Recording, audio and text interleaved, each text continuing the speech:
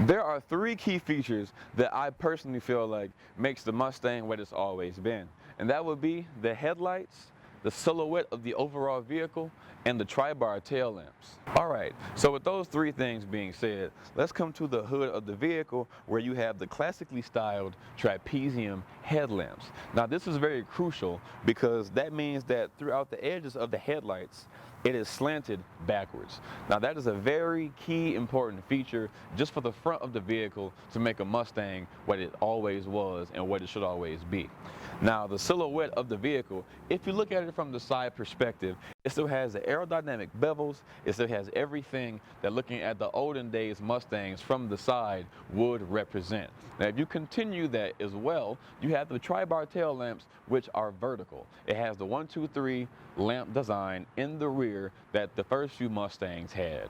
And those are the three things that make this vehicle a very good refresh for the years in 2005 because that pushed the start of the evolution of how the Mustang is today and what it will be. All right, let's go inside the Mustang here.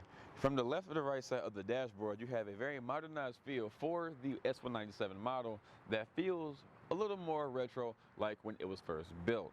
So you have your headlight buttons here, which can turn on your headlights and your fog lights if you have fog lights on your Mustang. Now as for the steering wheel, it has a very mechanic road feel behind it. Once you're driving, cutting corners, even in the V6 and V8 model, the steering feels great if that's what you look for in a sports car. Now for the radio, Ford had a shaker system put in these Mustangs. Now it has your very basic volume button, it has your menu button to go through your audio settings, and it has a 6 CD changer in these models. And you also have 6 options to save your radio stations and your AC control unit buttons right up under it.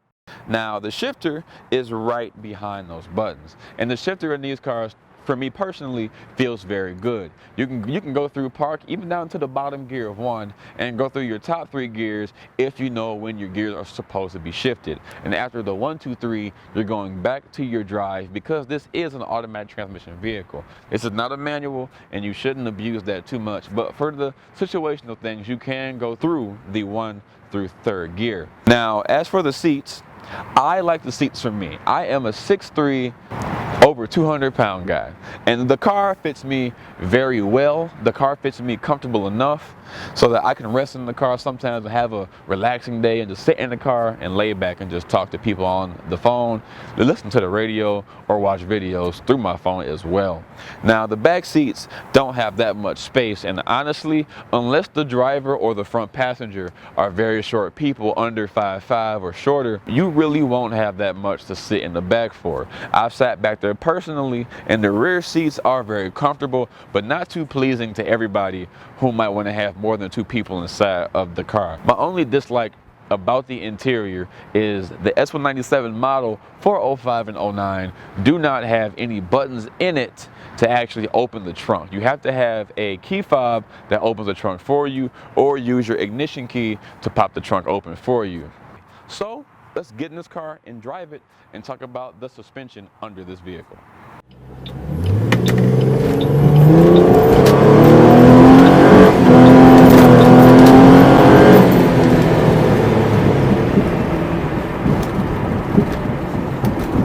Yo, what's up? I do apologize for what I have on right now. It's a different day because I didn't like the drone between me talking and driving the car at the same time. So let's talk about the car right now. I call it custom because it does have a Ford Performance strut all around it and GT brakes that the previous owner put on it before I bought the car. So it does hug corners very well, and I always wondered why it braked a little too good to me, but now I knew why, because I tried to put brakes on it one day and that's when I found that out the hard way. And I also myself put on KMC wheels and a 235 50/18 Toyota Proxy tire for this V6 in this year. That's all I need. I don't need bigger. One day I'll have the V8 GT. One day. 2012 is my favorite year. Soon I'm really going to try to get one, but for now, for the power that I have right now, this tire size is just perfect. And you know, under the hood, it has a BBK code air intake, an MMR throttle body spacer, and live wire spark plugs and wires that I will change soon, just for my own personal reasons.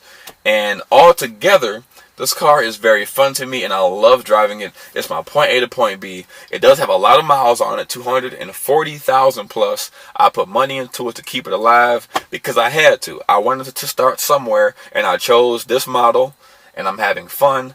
And sooner or later, like I keep saying, I will grow and get newer Mustangs and keep the path going.